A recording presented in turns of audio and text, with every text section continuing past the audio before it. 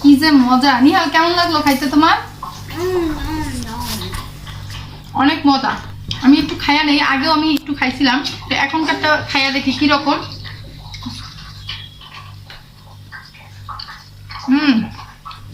এক নাম্বারের উপরে যদি কিছু নাম্বার দেওয়া যায় সেটা, এত টেস্টি। এটা ডাল দিও না নিহাল, আমি ডাল দিয়ে খাবো না।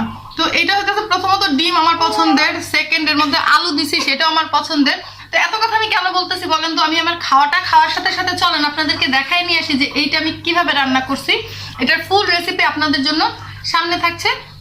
তো চলেন আমি খেতে খেতে আপনাদের জন্য ভিডিওটা দেখেই আসি। তো মূল রেসিপিতে আসলে আপনারা দেখতে পারবেন যে এখানে আমি গ্রেট করা আলু নিয়েছি একটা, আর হচ্ছে টমেটো কুচি, পেঁয়াজ কুচি, মরিচ কুচি, আর এখানে চাইলে ধনিয়া পাতাও দিতে পারেন। আমার কাছে ছিল না তাই আমি দিইনি, আর 2টো ডিম দিয়ে দিচ্ছি। আপনারা চাইলে বেশি ডিম অ্যাড করতে পারেন, বেশি আলু আর কি সব কিছু বেশি বেশি অ্যাড করতে পারেন বা কমিয়েও নিতে পারেন, আপনাদের ইচ্ছা।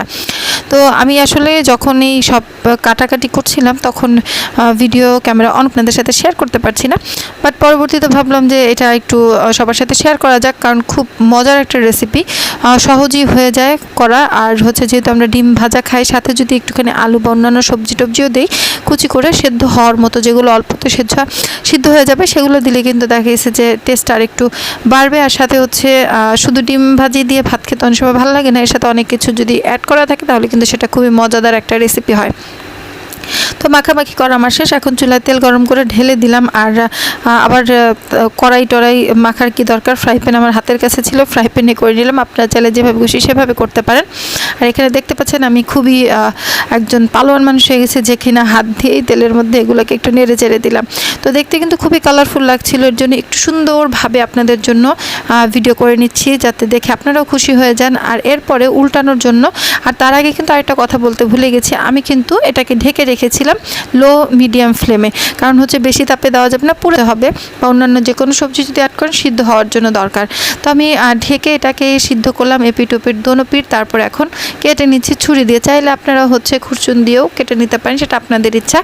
আর কাটার পরে আমি আবার আরেকটুখানি উল্টে পাল্টে ভেজে নিব, কারণ হচ্ছে কি পুরাটা উল্টে পাল্টে করতে গেলে যে একটু ভেঙে যাওয়ার চান্স থাকে। তো আমি এটাকে ভাবলাম প্রথমে একটু ভেঙে নেই, মানে হচ্ছে কেটে নিই, তারপরে হচ্ছে এটাকে উল্টাই।